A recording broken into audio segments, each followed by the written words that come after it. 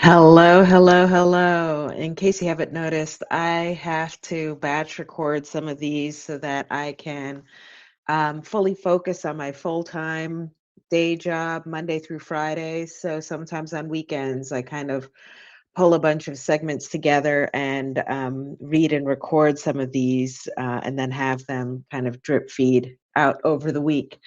So thank you for bearing with me.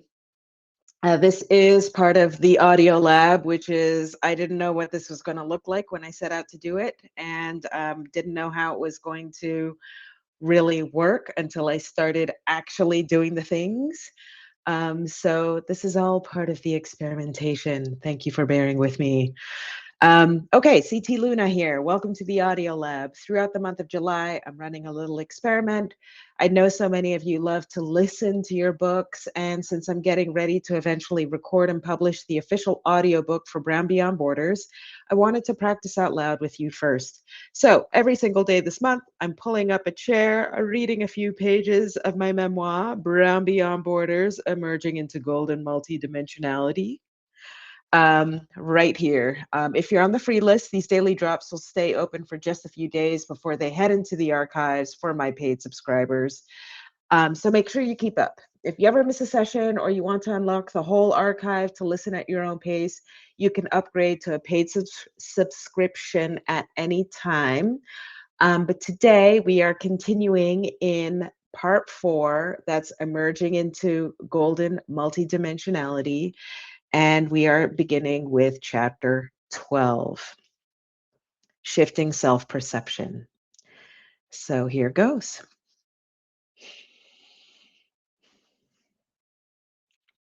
We have peeled back the layers of the traditional American dream together. We have revealed its limitations as well as its failure to align with our diverse experiences. We have deconstructed the conventional notions of success, challenged systemic barriers, and dared to envision a future that transcends those limitations. But there's one final crucial piece to this puzzle: shifting our self perception. Challenging external systems will never be enough. At best, it will result in chronic frustration about or apathy towards the events in your life. Or worse, you will end up burnt out, fried crispy, without even the tiniest shred of energy to dream, to know who you are, and to live towards a future that aligns with your golden potential. Dreaming is the first step to knowing yourself and what brings you joy. But this is not a passive activity. This is the work. Yes, you must dream about what brings you joy, but then you need to convert that dream, that vision, into your life. That is the work of living. Shonda Rhimes, writer and storyteller who created television shows Grey's Anatomy, Scandal, and How to Get Away with Murder, warns in her book, Year of Yes, not to fall into the trap of dreaming aimlessly. Quote, I think a lot of people dream. And while they're busy dreaming, the really happy people, the really successful people, the really interesting, powerful, engaged people are busy doing. End quote. In examining the stories we tell ourselves about who we are, what we're capable of, and what we deserve, we clarify and further define the successes we want to see for ourselves. Because ultimately, our self perception shapes our reality. This is where the power of mindset comes into play. It's about recognizing that our thoughts, beliefs, and emotions have a profound effect on our lives. Shifting our self perception is not about denying the challenges we face, it's about reevaluating them in a new light. It's about tapping into our wisdom, our intuition, and our connection to something larger than ourselves, and recognizing that we are meant to thrive. If you take away only one tip from this book, let it be this one: cultivate a positive self perception rooted in self love, self worth, and self belief, and watch your life transform in the best ways.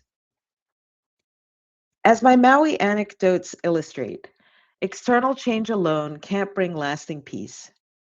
The island's beauty offered a respite, but true transformation required confronting the internalized negativity I carried. It was a journey of unpacking emotional baggage, shifting my self perception, and cultivating a sense of inner worth independent of external validation. The island's aloha spirit, with its emphasis on acceptance and interconnectedness, became a model for how I wanted to relate to others and myself. In the book, it says myself and others. Maui didn't magically solve my problems, but it provided the fertile ground for personal growth. I learned that true joy and peace come from within, not from external validation, nor from escaping to paradise. The journey had its trials, but it was necessary. The island's slower pace and natural beauty provided the space for introspection, forcing me to confront the uncomfortable truths I'd been avoiding.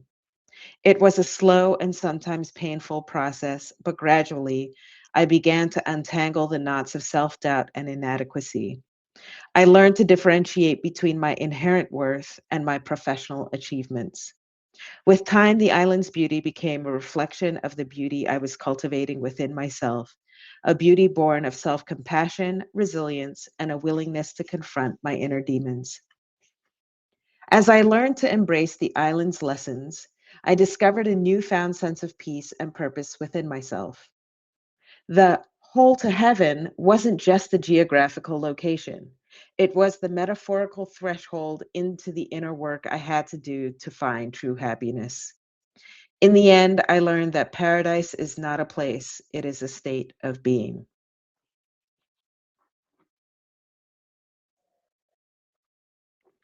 So, how was it that not 10 years later, I was in another paradise, Switzerland, struggling with the same chaos and anxiety I had experienced upon my arrival on Maui? You have probably gleaned from previous chapters that I eventually left the United States and moved to Switzerland. This was not a straight line journey. As with my time on Maui, I had the pleasure of learning again in Switzerland that there is rarely a straight line between the dream and the unfolding reality. My first full time stable job in Switzerland was with an American manufacturer of air conditioning units for businesses, where I worked at the accounts payable and accounts receivable desk. The company sold, repaired, and maintained thousands of industrial units scattered throughout the country across each of Switzerland's three linguistic regions: French, German, and Italian. When I had originally landed the APAR job, I was, like on Maui, hugely relieved and appreciative to the universe. I could secure an apartment, pay for health insurance, and my husband and I could focus on our priorities again. Recalling Maslow's hierarchy of needs, our basic needs were met, and we could return to living our psychological needs and pursuing our self fulfillment needs. My ability to speak three of Switzerland's official languages, as well as English, combined with my proficiency in handling the business's invoicing and expenses, landed me the job. I was grateful for the opportunity at the time, but just as with my experience in documents processing, I began to feel a tug from within that was calling me to re enter the communications profession, as well as a corporate environment. Just typing that last sentence makes me pause because my nerves were still sizzling from the char of 10 years earlier. I thought Maui had helped me out of my bad habits. How was it that even though I had redefined success to align with my values, I was returning to an environment that had nearly destroyed me? One weekend, my husband and I wandered into a used bookstore. After browsing the stacks for several minutes, we both made our way to the English corner, which had an excellent collection of fiction and nonfiction books.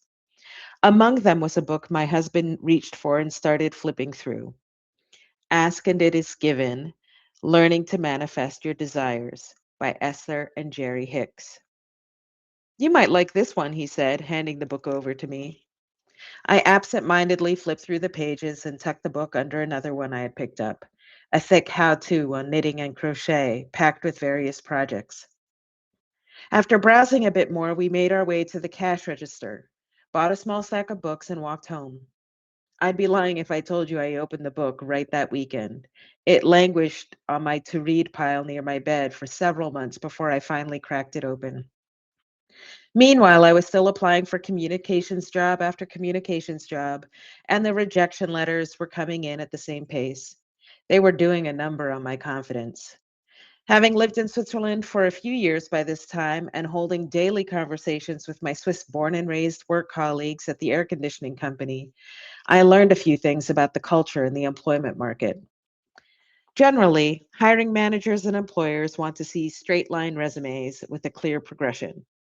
What I viewed as a strength, that is, the sheer variety of experience, knowledge, and exposure I had, such as having a degree in communications, including in community television, and a few more years of lived experience in hospitality and as an entrepreneur, the market appeared to distrust. Every application became increasingly tedious. I would read the job posting, see myself as a fit, and then spend hours refining my resume to better align my experience with the job posting. Should I include my experience appearing live on camera? Should I emphasize my writing chops?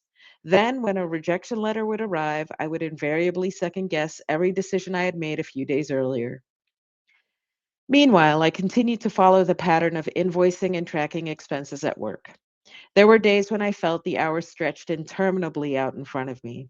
The days seemed to get longer and longer. The people around me were also beginning to drag their feet. More and more colleagues would spend an extra 5 minutes on the phone with me to complain about the events of the day or the traffic on the road. And everyone had something to say about the company's general manager, including me. A few years before moving to Switzerland, I had started a blog. I wrote articles about writing, mostly, but I also wrote about things I came across that interested me. Once in Switzerland, I wrote about adjusting to life in the middle of Europe, and I continued to write about writing. I also wrote about short stories and chapters for a work of fiction, a book I never completed. This contrasting life of juggling numbers by day and words by night continued for several months until the weekend when I decided to read Ask and It Is Given. I tore through the entire book in one sitting. My entire body was buzzing with what I had read. It's like Maui all over again, I said to my husband over lunch. Except this time, I'm realizing I have even more agency, more influence over my life than I thought I had. This conversation probably lasted for the rest of the afternoon, with me doing most of the talking and my husband just nodding along. My takeaway from the book was this: be clear about your desire, positive about your situation, expect that the universe will deliver on your desire, and appreciate the unfolding of the good that's coming to you. I know it's a mouthful. This new understanding was a game changer because it meant that I didn't have to try so hard and it didn't have to be difficult. I needed to let go and allow the entire process to be a lot easier. According to the book, the fact that applying for these jobs was becoming such a chore was a sign that all my efforts would be in vain. Quote, you cannot desire something, predominantly focus on the absence of it, and then expect to receive it, because the vibrational frequency of its absence and the vibrational frequency of its presence are very different frequencies. Another way of saying that is your desires and your beliefs must be a vibrational match in order for you to receive that which you desire. End quote. The first thing I did was re-explore my desire to return to communications work in a corporate environment. I went within and explored how the desire made me feel. So I wrote the desire on a piece of paper and just looked at the words. Quote, I want to land a job in a globally recognized organization that relies on my communication strengths as a writer, as a native English speaker, and that appreciates my multilingual abilities. End quote. I slowed my breath, inhaled deeply, and looked at the words. And I realized that some of the words made me feel good, positive, strong, and confident. And other words made me feel frustrated, powerless, worried, and less than. I had to clean up my contradictory vibration. What do I mean by that? Instead of the word vibration, consider the word feelings or emotions. When I examined that sentence objectively, as if I were a job coach or a career coach, I would explore it word by word and ask my client, how does that make you feel? For example, the words, I want to land a job, held a lot of frustrated and powerless emotions for me at that time. It underscored that I had been sending out applications to dozens, if not hundreds, of potential employers over the 3 years I'd been living and working in Switzerland. It further exacerbated my disappointment at receiving a rejection email or letter. And each rejection letter reminded me that I wasn't getting paid for my writing and language strengths, nor for my creative writing abilities. It reminded me that I wasn't getting paid as a writer, that I was not a professional communicator. I felt like an amateur. The words globally recognized organization were also fraught with a range of complex feelings. Every time I received a rejection letter from an organization, it felt like an invalidation of my lifetime of lived experiences, an invalidation of the intersections that made up my multifaceted identity. I realized there was a tangle of emotion associated with every job application I had ever sent out in my life. Vibrations that were not in concert with the essence of my desires. In Ask and It Is Given, the teachings of Abraham are clear. Quote, your emotions let you know in every moment whether you are allowing your connection to who you are or not. When you allow your connection, you thrive. When you do not allow your connection, you do not thrive. End quote. I didn't have to do much more than look within myself. I was certainly feeling like I was not thriving and that life was complicated. I felt like the world outside of me was rejecting me. Other than on Maui, I struggled to remember a time when feeling accepted just for being myself was a given or at least easy. From my early childhood through my mid 30s, I can confidently say I never felt like I belonged. And I knew right then that as a US educated biracial brown woman living in the heart of Europe, I would have to love myself deeply and consistently because no one would be able to make me feel like I belong if I didn't hold myself in high esteem first. That is where we're stopping for today. So I will be continuing the second half of chapter 12 tomorrow. Um, I'll probably be recording it today, but I'll be sharing it tomorrow. If you have a question about the book, the writing process, or anything we covered in today's segment, drop it in the comments of this post, and I might just answer yours on a future episode. I'm really glad I get to share this unedited process with you. Look out for the next pages in your inbox tomorrow morning. And if you know someone who would connect with this part of the journey, please share this post with them while it's still open to the public. And if you want to support this audio experiment and my writing as I start drafting book 2, consider becoming a paid subscriber to unlock everything. Thank you so much for listening, and I'll see you tomorrow.